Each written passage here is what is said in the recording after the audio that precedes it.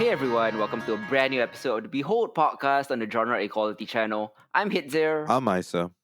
and this week we're going to be talking to you about Netflix nonfiction series or movies, Mhm. aka documentaries on Netflix. Particularly, we're focusing on the original production, so we won't be Yep. talking about stuff they have syndicated from elsewhere. So it's nothing like that they've taken a nature documentary from Discovery, for example, or stuff Mhm. like that. These are Netflix original productions, and the reason why I wanted to get into this particular topic this week is the return for season 2 of a show called Tiger King. Um, for the life of me, like I can never understand when I'm talking to I'm having dinners and stuff like that. I'm talking to my friends about what are the Netflix documentaries that you're most into, and I Yeah. can for the life of me I don't get why the most popular documentaries seem to be number one sensationalistic, number Yeah. two exploitative, and at Yeah. worst number three dishonest. I'm Mhm. talking about your Tiger Kings of the world, which are sensationalistic. I'm Yeah. talking about the 3,061 true crime documentaries, which are exploitative. Mhm. I'm talking about the dishonest, unfounded science junk given to you in Seaspiracy, you Yeah. know. So on this, the 40th episode of Behold, I thought I would like to give you some alternative options to some of the streamers' best nonfiction. Mhm. I want to spotlight informative and insightful documentaries Yeah. that are so much better, more full of journalistic integrity, more well thought out, and case in point, like don't exploit its subjects for profit, Mhm. or for the titillation of viewers. Like these are not tabloid shows. This is not the New Paper or the Daily Mail. Do you know what I mean? Yeah. These are actual journalistic shows. So we'll be talking about two films and two shows. The first film is a documentary actually greenlit by Michelle and Barack Obama's production company. Mhm. It is called American Factory. Secondly, we'll be talking about Crip Camp. Thirdly, we'll be talking about a medical documentary following doctors in a New York hospital called Yeah. Lenox Hill. And fourthly and finally, we'll be talking about the Innocence Files, which follows the noble work of the Innocence Project, which sets about trying to correct wrongs in the American justice system, specifically with regards to people wrongly convicted and wrongly incarcerated. Mhm. Uh, let's begin with American Factory, man. I think this was one of my favorite documentaries, or films in general that I saw when it came out. Mhm. Here's the premise: in December of 2008, the last truck rolled off the assembly line of the GM plant in Dayton, Ohio. Thousands of people went out of work; they were laid off. Then, a few years later, in 2014, a Chinese company reopened the factory and rehired a workforce to make automotive glass. So, American Factory is a documentary about that factory's reopening Mm. and the culture clashes that put some bumps in the road. Yeah. It is directed by veteran documentarians Steve Bogner and Julia Reichardt. And American Factory is mostly a fly on the wall fashion type of documentary. And it follows the closed GM factory in Dayton as it is reopened as Fuyao Glass America, the US branch of a Chinese company that manufactures automotive glass, as I mentioned. Mhm. The Daytonians, the local middle class, working class Americans who struggled after they were laid off from GM, at first rejoice when they are rehired by the new company, Yeah. but soon find that their expectations about labor practices and corporate culture clashes with the new management's ideals are very different from the work culture that they've experienced thus far in America. So the film tracks American and Chinese workers and managers through a years long period of adjustment. And it is quite rocky, and at times even a bit humorous. Mhm. Differences in American and Chinese ideas about, for example, loyalty to your employer, safety on the factory floor, working overtime, Yeah. and all of that and much more come to the foreground.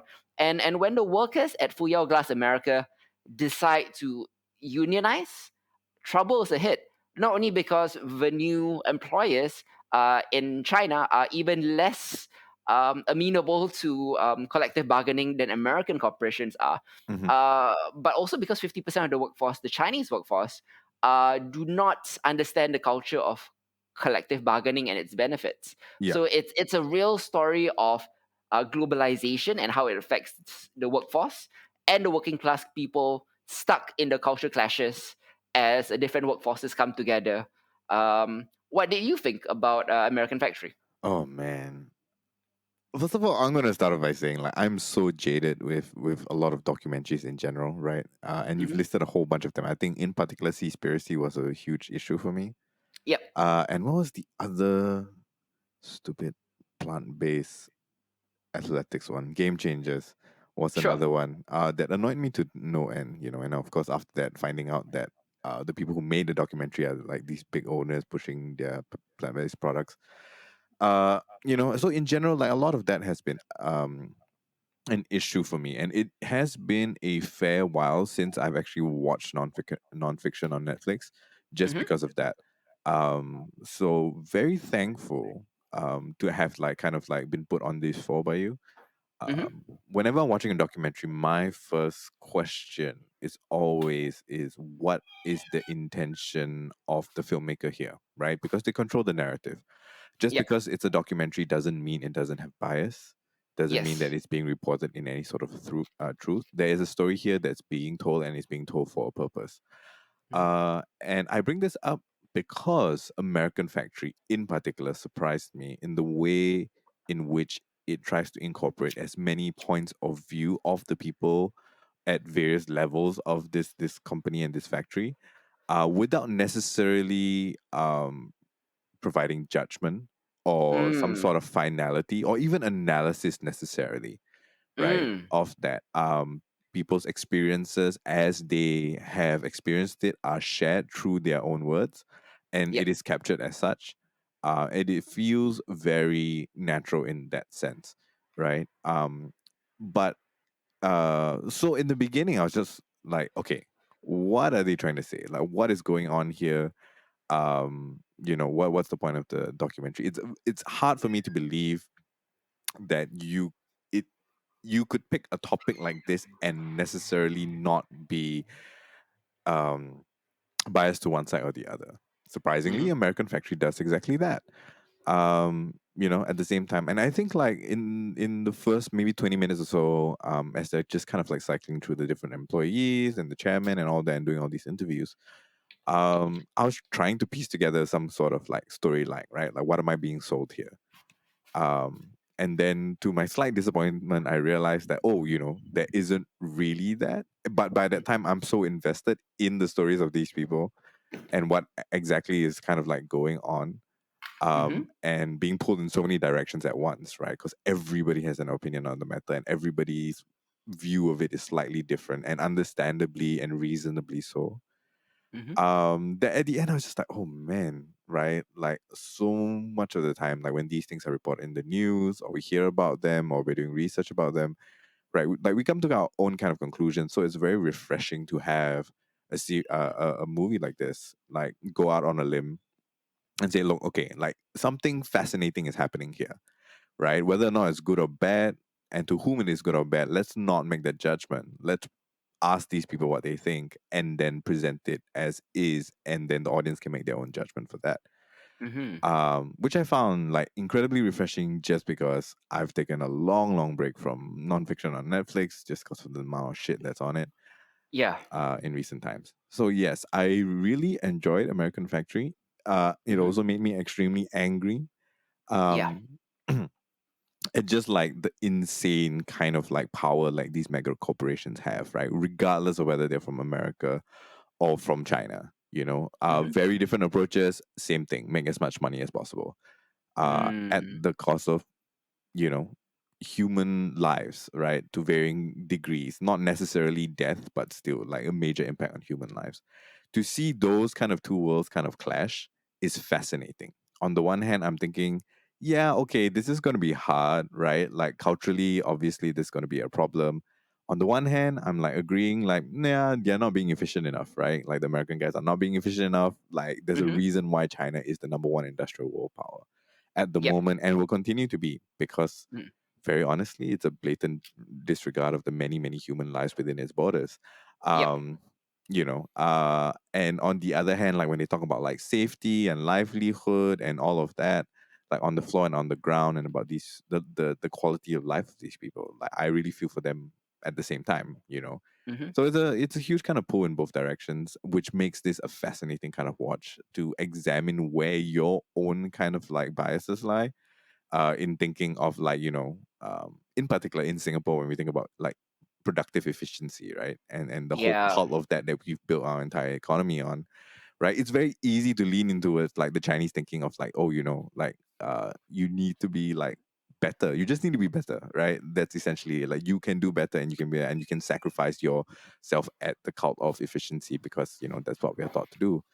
Hmm. um and so like this whole dichotomy between the cultures is fascinating, as a journey, as an audience, as much as it is fascinating as a kind of like fly on the wall examination of people's lives, that are embroiled within this situation. Mm. Exactly. I think you hit the nail on the head in that the filmmakers don't frame this story in terms of heroes and villains. Yeah. Like they don't take cheap shots at blue collar Americans who are quote unquote lazier than their Chinese counterparts, or they don't paint the Chinese as faceless drones. There is a real sympathy for the working class here and for the working people. There is it's a detailed and it's sometimes darkly comic picture of how things are in the manufacturing sector 2 decades into the 21st century, which has less and less use for human capital, as you mentioned. Hmm. An American factory primarily excels in the way that it takes all the people involved in this conflict seriously.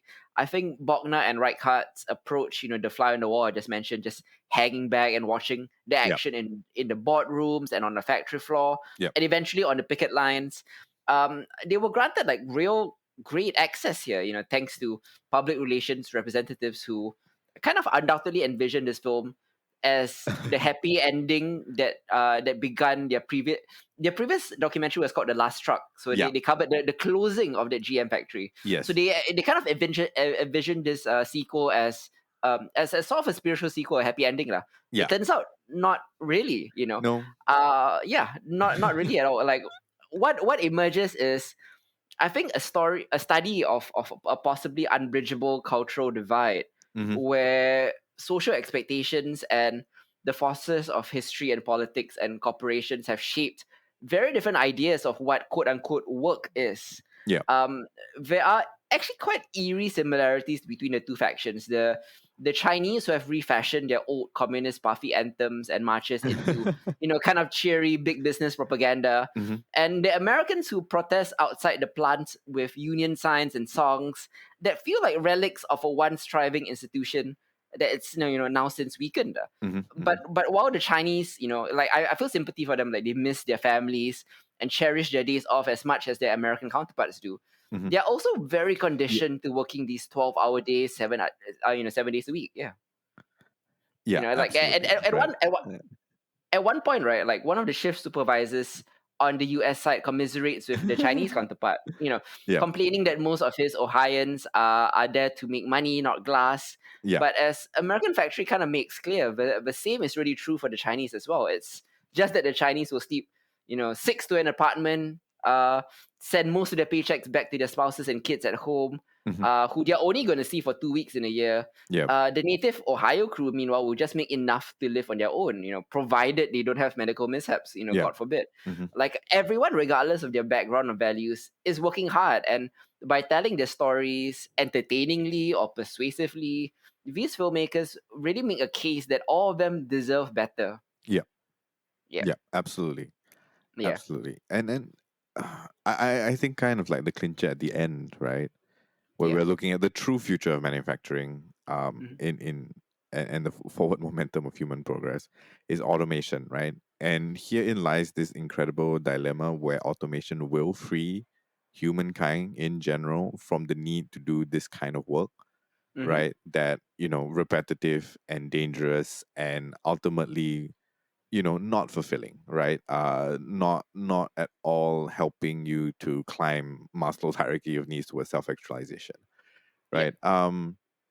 but at the same time, like that transition is going to be violent, and it is going to be difficult, and it is going to, be the end of many people's kind of livelihoods as we Mm. transition into that, and we already are Yeah. seeing the effects of that. It is kind of mind blowing, right? That American Factory is this very perfect snapshot of a time that we are very quickly leaving behind because of automation.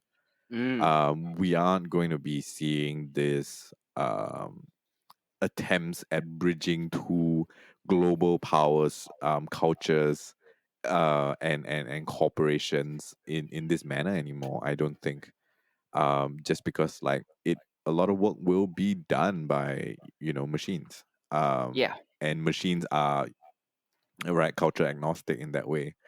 Mm-hmm. Well, that's a whole different debate that we could Yeah. possibly go into, but yeah, we'll do that some other time. um Yeah.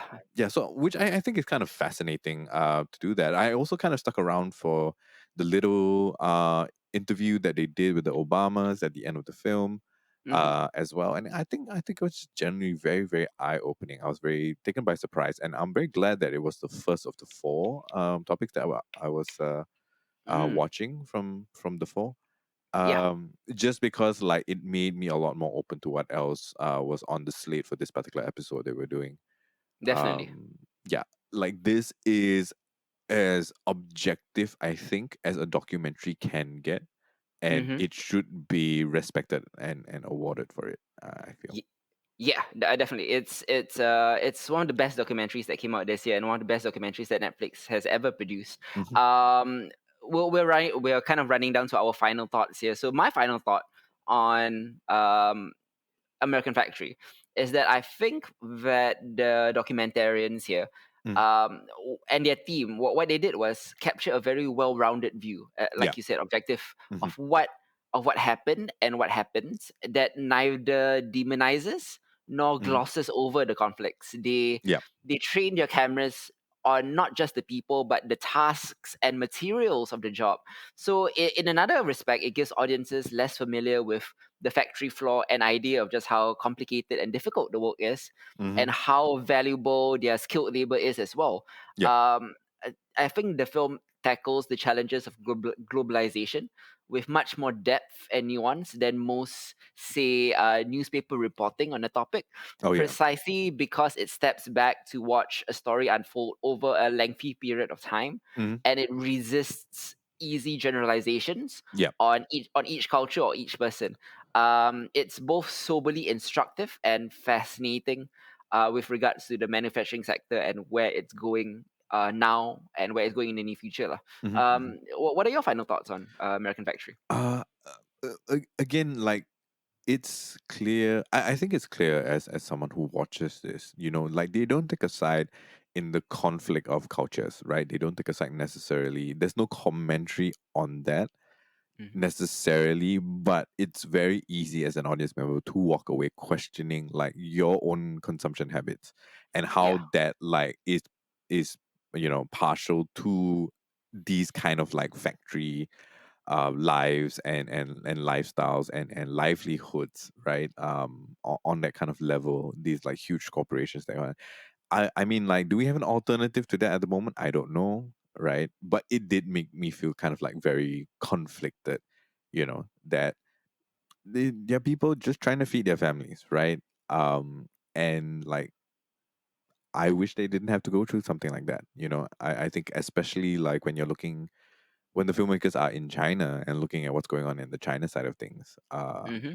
and you hear the stories of these Chinese people, like they just want to feed their kids, right? And that is, risking life and limb and exhaustion to do that is something I personally shouldn't be the case, right? But I also am, of course, speaking from like a very privileged position as a middle class like Singaporean, right? Yeah. Yeah, so like that whole, like without ever taking a side or a stance or making a necessarily a commentary, like the way that it is captured does illuminate enough in the viewer's mind to think bigger about the industry that we feel as consumers, and not just like on the individual life themselves. And I think like that's a huge achievement, right? For any kind of like storyteller, much less a storyteller that intentionally went about doing it in a way that didn't try to influence someone's like judgment or bias about a particular subject. Definitely, definitely. Speaking of the Obamas who produced this film, the next film we're talking about, Crip Camp, Disability Revolution, Yeah. is its subtitle, is also produced by the Obamas and directed by Nicole Newham and Jim Luckbright. Mhm. It is an eye-opening documentary that focuses on Camp Janet, a summer camp for teens with disabilities. So if like most people out there, myself included, who saw the title Crip Camp assuming it was about the Crips, it is not. Uh, it's about disabled teens. I legitimately thought it was about Crips, legit, because Yeah. I didn't see like a trailer or anything. Yeah. But it turns out it's about teens with disabilities, and it is heartwarming and insightful. Crip Camp, partly in the beginning, it's about the kids who found a home at Camp Janet from the Hmm. 1950s to the 1970s, Hmm. thanks to its staff of sympathetic yet inexperienced counselors. But it's also, in the latter half, becomes a galvanizing tale of a national movement Hmm. sparked by Janet's former campus Yeah. to bring disabled rights into the American mainstream, to change legislation, to further help disabled people in America. Hmm. They refuse to be marginalized, and this film is an inspiring portrait of people whose dogged persistence actually enacted sweeping change in the 1970s in America. What did you think about Crip Camp? First of all, if it was a film about like a summer camp for Crips, I would be Yeah, so down to watch that. Um, yeah, yeah, but yeah. upon realizing like exactly what the subject matter was, honestly, I thought that the title kind of shocked me. I thought the title Hmm. was very straightforward. Like it could have been named multiple other things, right? It could have been named Cam Janana, and Mm, so on and so forth. Like Cripman is very forward, right? yeah. And then in addition to that, you have the Obama's name, like I think maybe even more prominently attached to Crip Camp than it was to American Factory. Hmm. And it's easy to kind of see how that might necessarily play out, right? Like without actually watching the movie itself, you'll be like, okay, the Obamas are attracted to this. It's called Crip Cam. I'm not sure if this is like necessarily going to be like heavily influenced in a particular like direction. Like it feels like clickbait, right? Hmm. If you explain it kind of that way. Hmm. But diving into it is fascinating. I think that this is a very kind of clear message about the importance of community in helping individuals find their identity and self-actualize. It is Yeah. insanely well laid out in terms of the way that they choose to put the stories together from different kind of members, or what are they called again? The Janadians, right?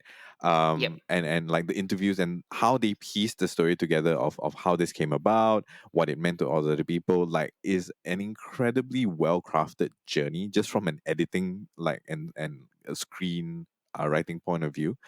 Mm. That makes it feel extremely human, and extremely like the growth of it feels extremely natural, right? Like it doesn't start off like with a big bang and all of that. And it tells very, very personal stories and how that culminates ultimately in, the ADA being enacted right across the United States. Like that forward momentum and that sweep of just like individuals coming together because of their disabilities and like trying to find common ground, trying to find community, trying to find people who understand, and that becoming what it is today is an incredible growth arc that just feels so inspiring. Yeah. All in all, like I really enjoyed this. I really enjoyed this, and also like just having like old footage, the kind Hmm. of footage that they have is really incredible, right? Like it Yeah. captures so many kind of special moments for individuals and groups during the camp itself that is kind of mind blowing. How much Mm. of that like they managed to find and to keep for this documentary.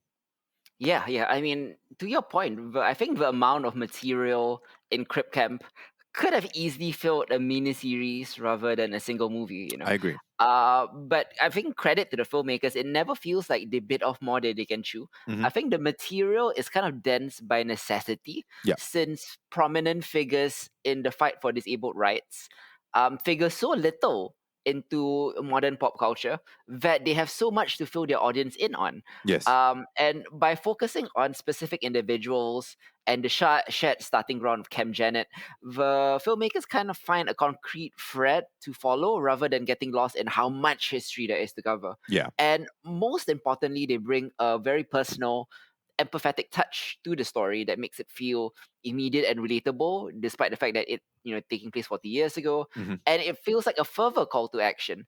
I love seeing, like, the Janet counselors. They are quite inexperienced. Yeah. One of them recalls never having seen a disabled person before working at the camp. Yeah.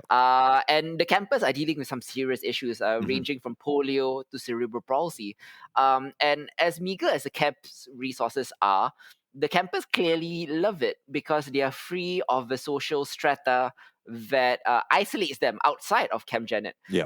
Elsewhere, as they explained, they'd be placed in a hierarchy based on how visible their disabilities are, Hmm. and they don't have to worry about being viewed as disabled first and human beings second in Camp Janet. Hmm. Hmm. And then following that, after they introducing the camp and the camp counselors, they follow, this lady, Judy Human, back to the world where she becomes this fierce civil rights advocate. And mostly the Crip Camp covers the 1977 San Francisco 504 occupation, where she Yeah. was a co-organizer, as well as the passing of the Americans with Disabilities Act in 1990. Human is fighting for things that differently abled people today can largely take for granted. She notes in one scene that she's tired of, feeling thankful for things like accessible toilet stalls when they should be everywhere. It's a Mm. basic piece of, humanity there. And in another piece of archival footage that highlights just how necessary ADA compliance is, Yeah. protesters abandon their crutches and wheelchairs to physically drag themselves up the Capitol steps, which is a great image. And through it all, the film points out that the former Janet campers who take part in the fight for equal rights, are spurred on by their formative experiences at camp. Hmm. Familiar faces crop up throughout, emphasizing the importance the camp had in creating a base for this kind of collective action. The solidarity amongst them is paramount, and the campers continually reappear. They feel kind of like old friends that kind of disappear, in Yeah. the footage from the 70s and then come back later. And it's also important that Crip Camp always takes a proactive stance rather than offering its subjects a kind of pity party, Yeah. like, it's not just like talking heads of them saying they feel alienated when they're outside of the camp. Hmm. Like, the focus is on what the subjects can do instead of what they can't. And when cases of neglect or abuse are addressed, you know the tone taken is frustration with the system that allowed it to happen. Hmm. And on top of that, there's a sense of camaraderie throughout the whole film. Yeah. The stories are told firsthand by the filmmakers and Lebrec, who went to the camp, which, it keeps the stories close and personal. Um, any final thoughts on Crip Camp before we move on? Mm. I think ultimately, like, why I enjoy Crip Camp so much is because it is a story of hope and triumph, right? Mhm. And like, honestly, these days, that feels like kind of hard to come by sometimes. Yeah. But I thoroughly kind of like enjoyed that, and I think like it definitely for me personally reinforced a lot of like um things to think about, right? About like how community can help individuals and how individuals are important for our community, and how ultimately I think you're going to need both, right, in order to create some sort of hope, Mm. regardless of how dark your situation might be. Uh, I really enjoyed this. Yeah, despite the fact that I thought it was a totally different kind of movie. Yeah. Um, yeah. Yeah. I mean, my final thoughts also kind of echo that. I Hmm. think the focus on individuals throughout this, historical documentary helps Crip Camp from feeling too broad. Hmm. Hmm. And given the entire history of the disabled rights movement, it's a lot of ground to cover. And Yeah. the message that, inclusivity and community can spur real change is important, and it doesn't feel like an artifact from yesterday. It Yep. is no less urgent today than it was in the 1970s. Mm-hmm. And the film's slice of life tone makes this kind of action feel achievable Yeah. rather than something to aspire to. Like, Yeah. they actually did it, so and since they did it, we can do more, and we can do it again for different issues, or this issue push further. Mm-hmm. So yeah, I mean, that's why I love Crip Camp, one of the rare inspiring non-fiction documentaries out there. Absolutely. Next up, we'll move on to the TV shows that Netflix has produced. We'll begin with Camp Janet. Sorry, not Camp Janet. Sorry, Lenox Hill. Yes, Lenox Brain Hill. fart. We already talked about Camp Janet. Let's talk about Lenox Hill right now, man. Doctors having difficult jobs, right, is among the points that TV has made most forcefully Yeah. throughout its medium's existence. Mm-hmm. The genre kind of entered this baroque period of like of medical dramas, like ER and House and Grey's Anatomy, But the thing about those shows is how weirdly unrealistic they are. Mm-hmm. There are bombs inside patients in Grey's Anatomy. There are like helicopter crashes in ER, and like Sherlock Holmesian medical mysteries in House. And what's so striking about Lenox Hill, which is Netflix's documentary series, is the way that it shows the excitement and stress of the medical professionals and healthcare providers to be kind of utterly quotidian.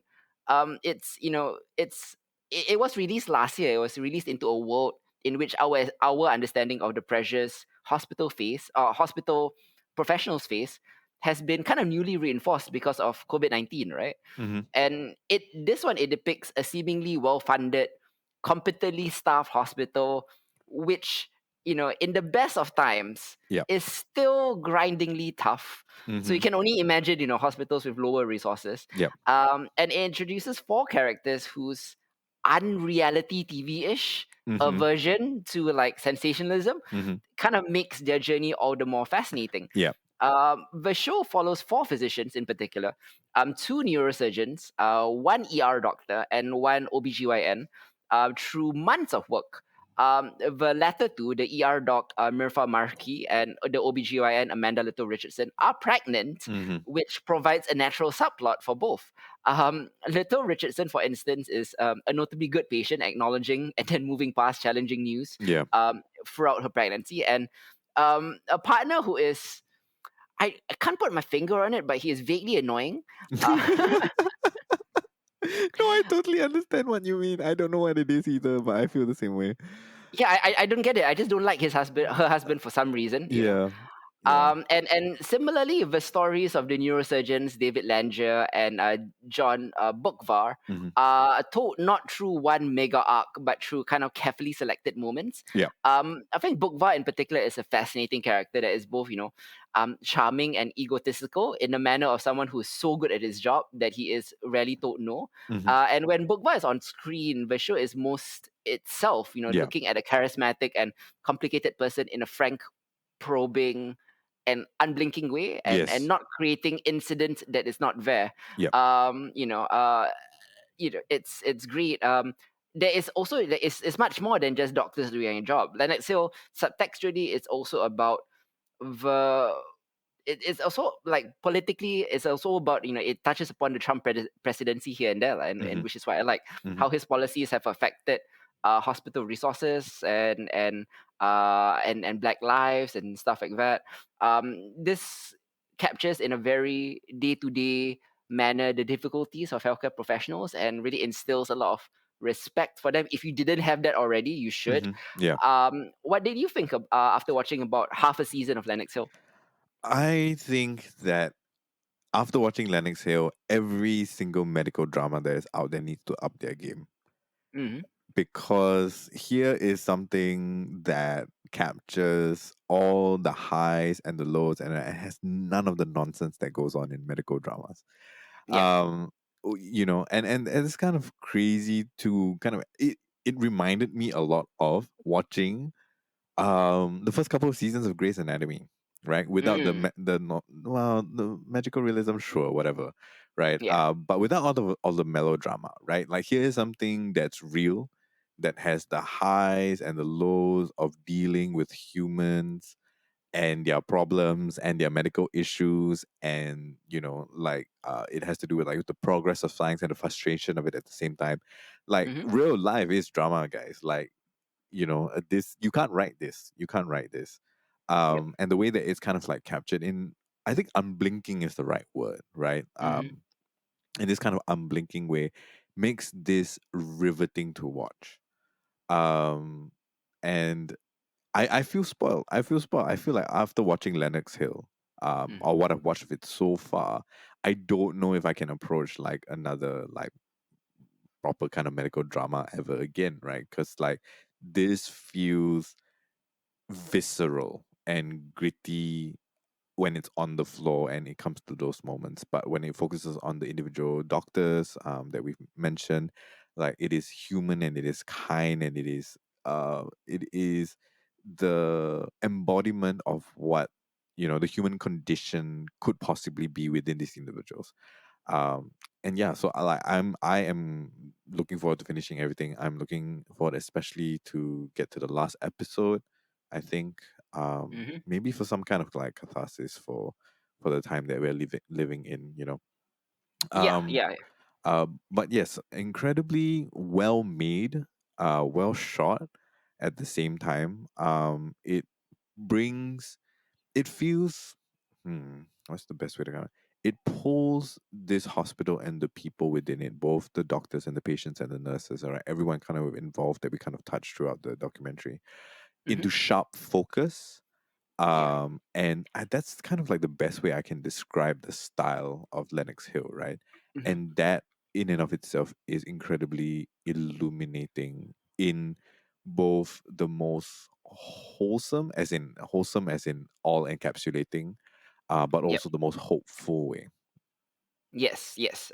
Agreed. I think what you pointed out is the verite style, right? Like that so many of the great modern filmmakers try to replicate. But verite at its best is in documentary because it is actually real, you know. Yeah. And this verite look into the New York hospital, the Lenox Hills Hospital, I think offers a glimpse into the day to day emotional and physical toll that comes with working in healthcare. Hmm. In a way that is, like you said, visceral, Yeah. and very immediate, and allows you to observe and capture the rhythms of the process in a very natural manner. The quartet of doctors are all really great. Stars is the wrong word, subjects, I guess. Hmm. And what's also great is that they cover a kind of wide spectrum of the American healthcare system. Like this four-person setup allows Lenox Hill to profile a variety of patients. You know, some of them are out of state for specific procedures, and others are unsheltered or homeless members from the hospital surrounding area with urgent care needs. And overall, these patients range from teenagers to retirees to parents and children, um, and there is no artificial tour guide. So there's no like voice like telling you this is what's happening lah. So Lennox Hill kind of relies on the doctors at the center to fill in any gaps for those not intimately familiar with the inner workings of their various departments. And these subjects are, I mean, they're certainly telegenic and Hmm. comfortable enough to offer context for certain inside baseball hospital practices, Yeah. even under moments of intense psychological duress, where I would not be wanting to talk to my friend, let alone a camera crew. Oh yeah. And there's not always the chance for setup and debrief after each successive step in the treatment. But Uh-huh. I think over the course of the series, the information they do offer makes it so that I think each new patient requires less and less of an introductory explanation. Like you're actually learning about the Mm. procedures and the bureaucracy. I mean, they don't expect you to learn like medicine in eight Yeah. episodes, but you do get a feel for the flow and the bureaucracy of the hospital. Hmm. And through each of the four central doctors, they all have their distinct storylines, and the show, it presents them very well, with very empathetically, and in letting these developments unfold, they allow the personalities of the people at the center to help guide the atmosphere surrounding them lah. There is an inherent risk and drama every time the neurosurgeons are working on someone's brain, right? But the mood takes its cues from how the people holding the instruments respond to how each new step of the treatment. Like for example, little Richardson is coaxing a mother through the delivery process. There's little need to artificially heighten what's Uh-huh. already a universally recognizable life-changing event, Yeah. and that's the thing. Like, it's not like the fictional representations of doctors, which are so like overblown. The Hmm. mundane is so incredibly stressful for them. Oh God, yeah. Like day to day, what they do on a Tuesday afternoon. Like, you don't have to have like a terrorist like shooting up a hospital. Hmm. Like, that's Hmm. not necessary. Like, a Tuesday afternoon for them would be, for a normal person, one of the most stressful days of their lives, Yeah. and it captures that beautifully, lah. And that's the thing I love most about Lennox Hill. Yeah, absolutely. I think there was just, I think in one of the, maybe the second episode or maybe in the first episode, there's just Yep. this portion where she's got an appointment for her ultrasound, right? And she doesn't know if she can make it Yeah. to that. And she's just like sitting on the couch, like trying to sort out the schedule to see if she can actually make it for her own ultrasound for her own baby. Yeah. And I'm just like, that was anxiety inducing watching her just sit on the couch trying to figure that out, right? Um, yeah, and I think it just highlights like these incredibly poignant moments of humanity in what can be the most stressful, but at the same time most rewarding and noble professions that we have. Hmm. Um, in just like such a yeah, again, sharp focus, right? And I'm thoroughly enjoying the four-ish, almost five episodes that I've gone through Yep. so far, and I highly, highly recommend this. I'm enjoying this as much as one can possibly enjoy something like this. Uh, Hmm. um, yeah, and again, like I do feel like I'm learning, and you know us here, like anytime something entertains us and educates us at the same time, like we're all for it. Hmm. Um, yeah, so Lennox Hill, it's been a ride, and yeah, definitely, if you are a fan of any sort of medical drama, I think you should watch Lennox Hill. Hmm. And maybe you'll walk away like feeling a little different from being all the other overblown stuff we've been fed for so many years. Definitely. Most of the first season of Lenox Hill was filmed before COVID-19. The quote unquote the best of times, lah. Mm-hmm. It's already that challenging. Mm-hmm. And, when it gets to COVID-19, it becomes even more challenging. So, I hope that, like, for people out there who, like, especially last year, when you have, your little applauses for doctors and nurses and healthcare professionals out there, I hope that it isn't just like a brief spur of the moment thing, lah. You should continue to give your support to these people who so tirelessly help you with no discrimination, the Hippocratic Oath and everything. They do their best for you Yep. in very stressful conditions, and yeah, and Netflix is the best depiction of that. Mm-hmm. Finally, the final Netflix show that we'll be talking about, an original production, is called The Innocence Files.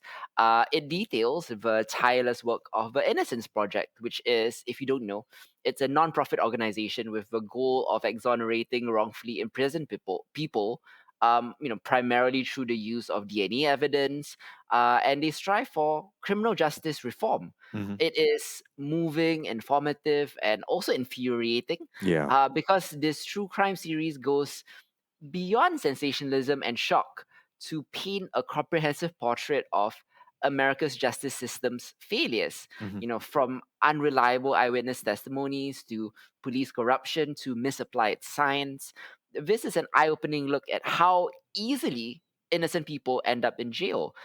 It is shockingly easy. It is, one of the best true crime documentaries or crime series ever made, especially on Netflix, because it goes beyond the typically sensational whodunit formula, Yeah. and instead chooses to paint a broader picture that is no less empathetic. What do you think about the Innocence Files? How many episodes have you seen again? I am four episodes in to Sweet. the Innocence Files. Yeah, so I've got is that half? Yeah, it's almost half. It's just about Um half, yeah. yeah. It's kind of, I think like true crime documentary stuff, like in general, will always be fascinating um to a lot of us, right? Just because like this whole who done it concept is something that is very mm, how do we go about saying this? It appeals to a part of our brain that needs answers, right? Like Hmm. needs the truth, or needs like kind of like the uncovering for that.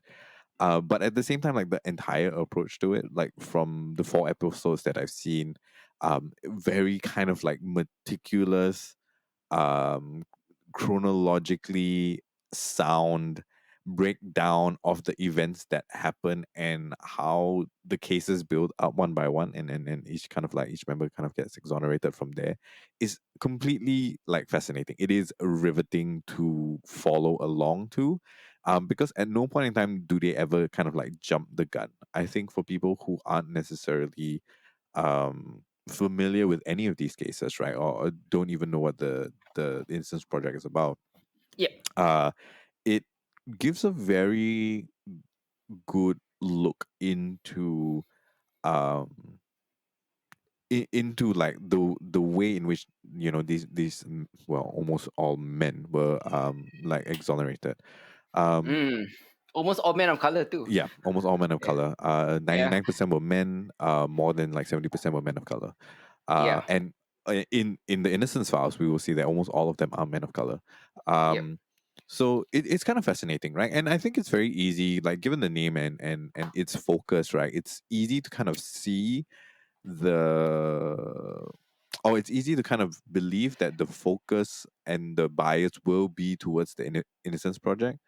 But I do Mm-hmm. find, I think it's fairly balanced, right, in terms of like the people that they seek out in order to hear, their Yep. side of the story. You have everything from like the victims' families to the wrongfully convicted men to, the people in charge of putting some of these guys behind bars, the people who are in charge of like freeing them, or responsible for freeing them.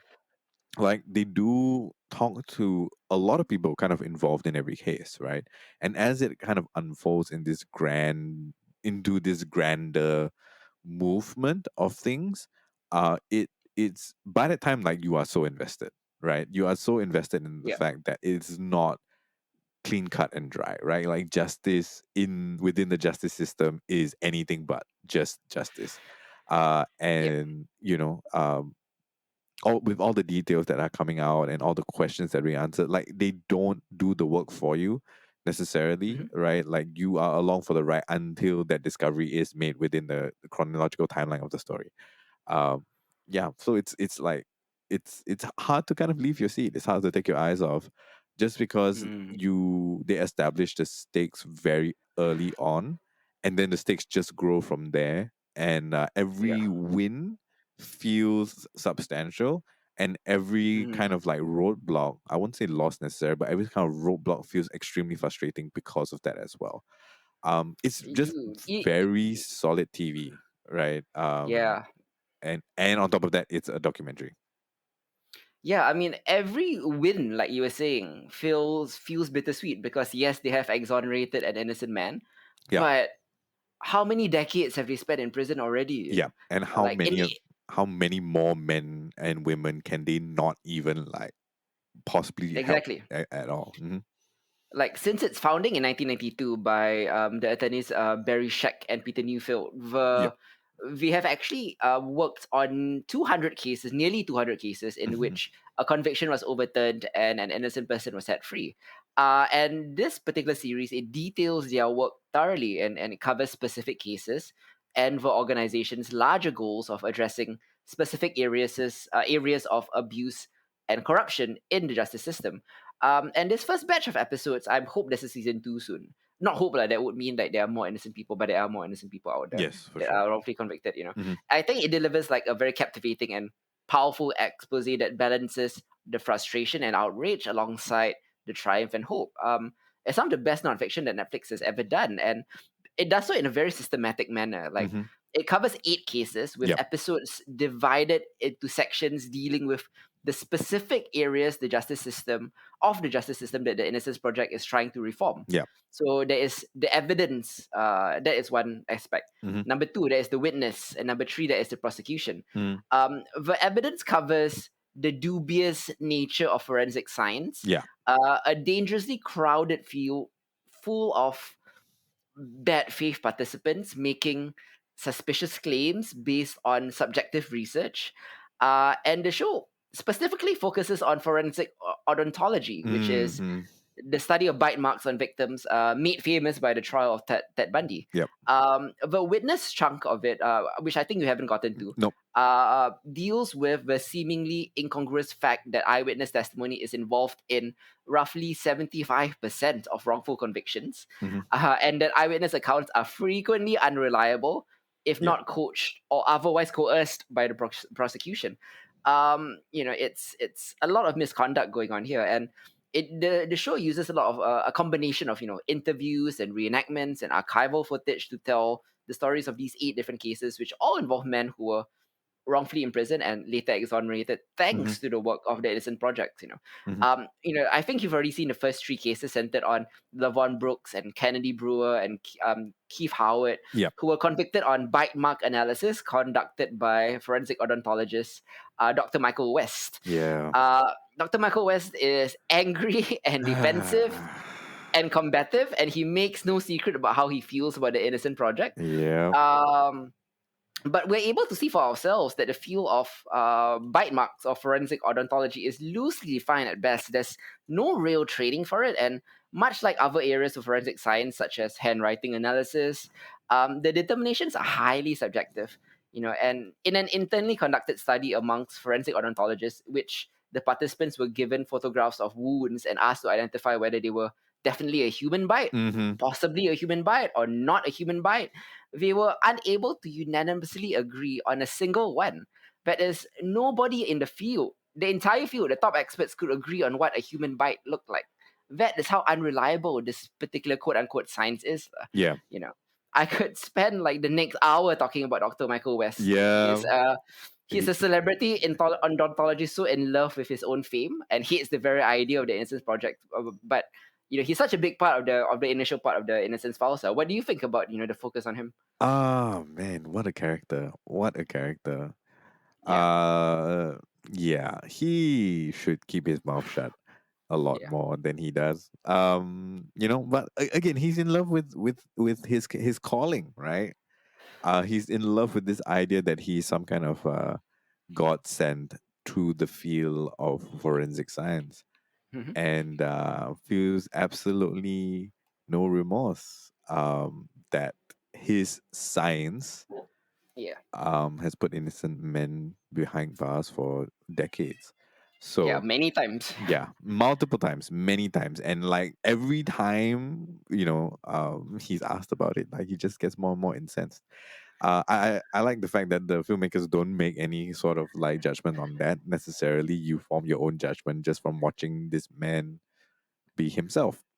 Yeah, exactly. And I love it. He goes, I'm not racist, and then goes on to Yeah, quote um the fucking slogan of the Confederacy, right? Like, oh my god, yeah. I'm just like, dude. One of the best like comedic moments, unintentionally comedic moments of the series. Yeah. It was like obviously horrific, like what he said, but it Yep. was also like really funny at the same time. y- It's one of those things that Jon Stewart would like to pull up one of these days. Yeah. And the shocking part is like one of the most important revelations of the Innocence Files is you've only just been introduced to Dr. West, right? Mm-hmm. But later on, there are so many people in the criminal justice system that are just like Dr. West, or Yep. perhaps even worse. Mm-hmm. We are presented with police officers who intimidate witnesses into giving false testimonies. There are prosecutors who suppress exculpatory evidence, and Mm-hmm. there are grand juries loaded with personal friends and colleagues of the prosecution. And when faced with irrefutable evidence that they've put an innocent man in prison, Yep. most of the subjects have been incarcerated for over 2 decades, as I mentioned. They, at best, this is the best case scenario, they take no responsibility. At worst case scenario, they are wholly unrepentant Mm-hmm. and refuse to acknowledge the person's innocence. Yeah. And what's worse, not a single one of these criminally reckless officials are held accountable at the end of the day. Mm-hmm. There is one prosecutor who suppressed multiple pieces of evidence, including nearly half a dozen sources of testable DNA, has now become a judge. The rest of the prosecutors and officers are either still working or comfortably retired or passed away, with zero chance of any meaningful punishment for their grossly criminal abuses and misdeeds. It's infuriating, but I think it's a feeling that everyone in America, or in truth, most justice systems, because it's imperfect and created by people, Hmm.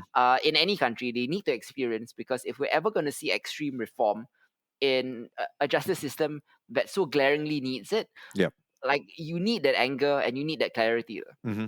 Absolutely. Absolutely. Yeah. Any final thoughts on the Innocence Files? Oh man, I'm kind of torn at the moment whether or not I want to finish Innocence Files first or I want to finish Lenox Hill first.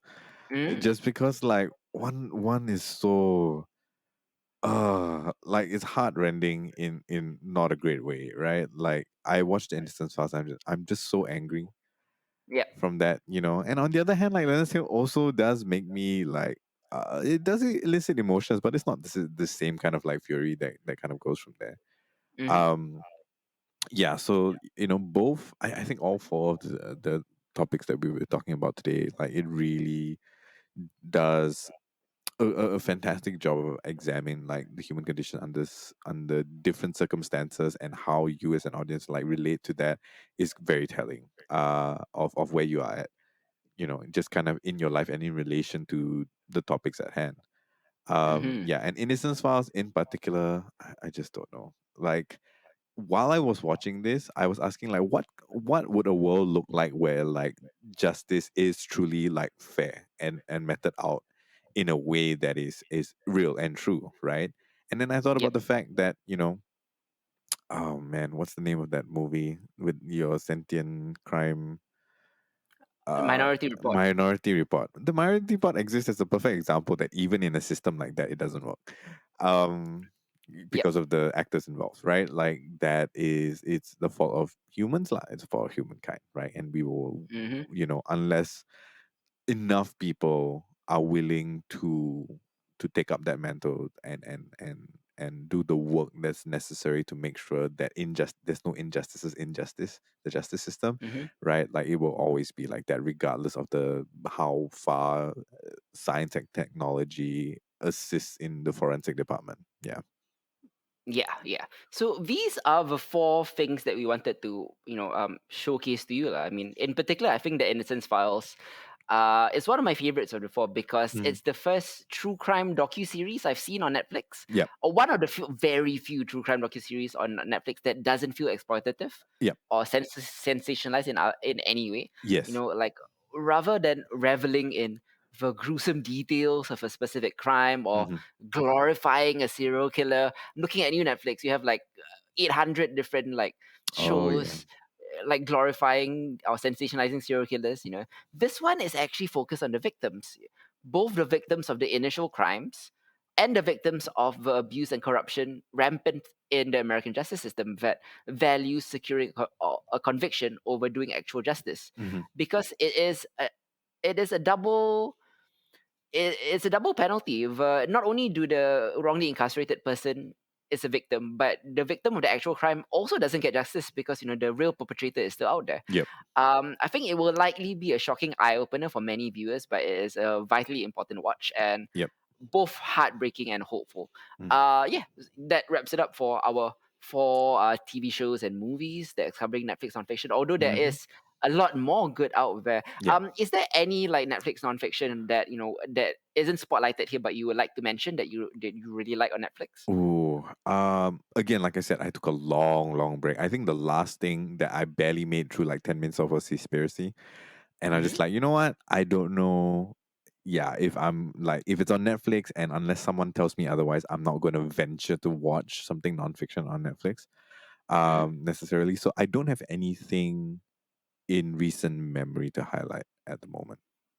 Sure. Like, although I mean, you do watch a lot of like food shows, right? So that counts as nonfiction too. That is true. That is true. What was the most recent food show that I watched?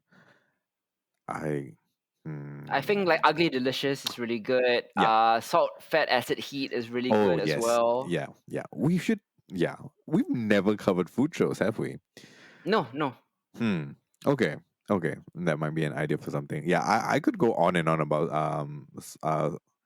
ugly delicious and salt acid food. Salt acid heat Heat.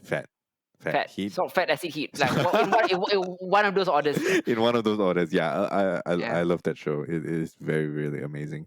yeah. Yeah. So like that, Chef's Table. I don't know if Chef's Table feels as impactful as it used to be. Mm, Just because not so much that they're running out of stories or kind of personalities. But like it's a very at this point in time, like almost 5 seasons in, it's a very tried and true formula that they're continuing to use. So there's nothing kind of new to that and fresh yep. to that, unless like you're bringing someone who's like truly a personality or has a fascinating story to kind of the forefront with that. Hmm. Um, but yeah, Tokyo Food Diaries, I think, Sure. probably one of the more recent ones that I've really really enjoyed. We should totally do a Um, food episode. How about you? Absolutely. Netflix is also quite famous for their sports documentaries. Of course, their most famous one is the Michael Jordan, Last dance. The Last Dance, Hmm. which is, I'm not gonna lie, it's very entertaining and it's very compelling. Hmm. But it is also clearly a propaganda piece, Oh yeah. which has been disputed by many of his teammates lah. Hmm. But okay, whatever that is, like it was a fun documentary lah. Like let's Yeah. put it at that. But if you wanted like alternative sports documentaries that are a bit more objective, Hmm. perhaps you can watch Last Chance U, and its spin-off Last Chance U Basketball, which covers NCAA athletics in colleges in America. Oh yeah. And we've already talked about Cheer on one of the Yes. early episodes of Behold, actually. Yes. I really enjoyed. Yeah. Uh, Cheer was really good. Plus, I think what else should I mention? Oh, 13th. If you wanna a documentary by Ava DuVernay, more about the American prison system, Hmm. specifically if it gives you the receipts lah. If people are trying to tell you that the American justice system is not racist, just look at the stats lah. Just Yeah. just look, just look at the stats, so like where the criminals, the quote unquote incarcerated people are coming from. They're usually from they're usually people of color and from lower income areas. Yeah. It's very sad.